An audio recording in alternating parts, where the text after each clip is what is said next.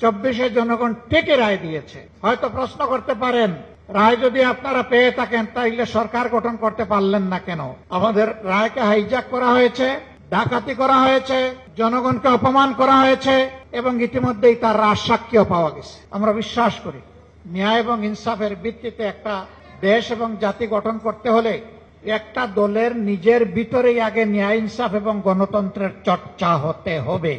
যারা নিজের দলের মধ্যে গণতন্ত্রের চর্চা করতে পারে না, যাদের নিজেদের নেতাকর্মীদের হাতে নিজেদের নেতাকর্মীরাই নিরাপদ নয়, তারা 18 কোটি মানুষের নিরাপত্তা দিতে পারবে না। তারা জনগণকে গণতন্ত্র উপহার দিতে পারবে না। তারা ন্যায় এবং ইনসাফ জাতিকে উপহার দিতে পারবে না। জনগণ ঠিকই বুঝেছে, 24-এ জনগণ ঠিকই রায় দিয়েছে। হয়তো প্রশ্ন করতে পারেন, রায় যদি আপনারা পেয়ে থাকেন তাইলে সরকার গঠন করতে পারলেন না কেন? আমাদের রায়কে হাইজ্যাক করা হয়েছে, ডাকাতি করা হয়েছে, জনগণকে অপমান করা হয়েছে এবং ইতিমধ্যেই তার রাজসাক্ষীও পাওয়া গেছে। হ্যাঁ, গুগু বারবার আসে ধান খেয়ে চলে যেতে, কিন্তু কপাল যখন মন্দ তখন কিন্তু জালে বেঁধে যায়। গুগু, তুমি একবার জনগণের ধান খেয়েছো, আবার খাওয়ার চিন্তা করো না। এবার আসলে ঠিকই তোমার লেজ, ঠিকই তোমার পা, ঠিকই তোমার ডানা অবশ করে দেওয়া হবে। বলবেন যে আপনাদেরকে জনগণ ভোট দিয়েছে, তার প্রমাণ কি? 70% জনগণ হার পক্ষে ভোট দিয়েছে, এটাই তার প্রমাণ।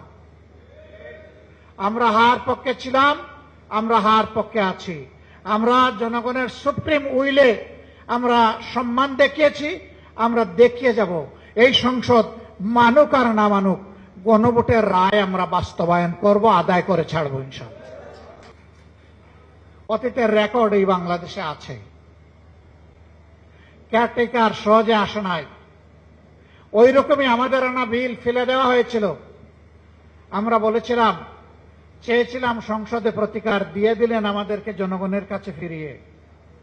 আমরা জনগণকে নিয়েই দাবি আদায় করব এবং দাবি আদায় হয়েছে।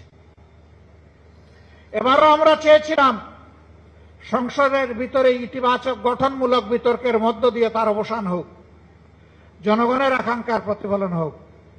না, এই সংসদ আমাদের আকাঙ্ক্ষাকে উপলব্ধি করতে, সম্মান করতে ব্যর্থ হয়েছে। আমরা তাই বলেছি, জনগণের রায় বাস্তবায়নের জন্য এখন আমরা সংসদ থেকে জনগণের কাছেই ফিরে যাচ্ছি। এবং গত পরশুদিন জনগণকে সাথে নিয়ে প্রথম কর্মসূচি বাস্তবায়ন হয়েছে।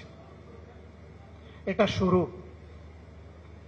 এর ভিতর দিয়ে ইনশাআল্লাহ যে আন্দোলন গড়ে উঠবে, এটা কোনো দল, ব্যক্তি, গোষ্ঠীর জন্য হবে না, এটা হবে 18 কোটি মানুষের জন্য।